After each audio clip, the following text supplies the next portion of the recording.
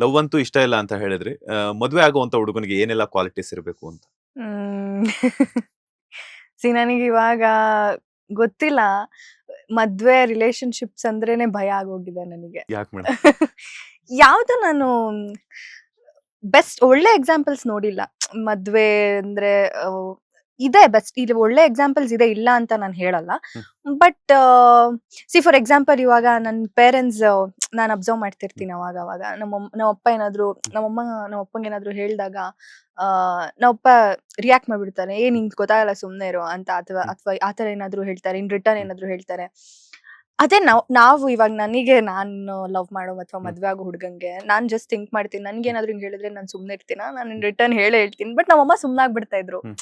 ಅಥವಾ ಏನೋ ಒಂದು ಜಗಳ ಆಗ್ತಿರುತ್ತೆ, ಅಥವಾ ಏನೋ ಒಂದು ಕ್ವೆಶ್ಚನ್ ಮಾಡ್ಬೇಕು ಪೇರೆಂಟ್ಸ್. ಈಗ ನಮ್ಮಪ್ಪ ಏನಾದ್ರು ಎಲ್ಲಾದ್ರೂ ಹೋಗಿದ್ದಾರೆ ಅಥವಾ ಎಲ್ಲಾದ್ರೂ ಲೇಟ್ ಆಗಿ ಬರ್ತಾರೆ ಅಂದಾಗ ನಮ್ಮಮ್ಮ ಎಲ್ರಿ ಹೋಗಿದ್ರಿ, ಇಲ್ಲೇ ಸ್ವಲ್ಪ ಕೆಲ್ಸ ಇತ್ತು ಹೋಗಿದ್ದೆ. ಅಥವಾ ನಮ್ಮಮ್ಮ ಎಲ್ಲಾದ್ರೂ ಹೋಗಿದ್ರೆ ಎಲ್ಲ ಸ್ವಲ್ಪ ಕೆಲ್ಸ. ಬಟ್ ಇವಾಗ ಏನಾಗುತ್ತೆ ಗೊತ್ತಾ, ಡಿಸ್ಕಷನ್ಸ್ ಮಾಡ್ತಾನೆ ಚಿಕ್ಕ ವಿಷಯನೇ ದೊಡ್ಡ ಜಗಳ ಆಗಿ ಅದು ಡಿವೋರ್ಸ್ ಅಂತೆ, ಬ್ರೇಕಪ್ ಅಂತೆ ಅಂತೆಲ್ಲ ಆಗ್ತಾ ಇದೆ.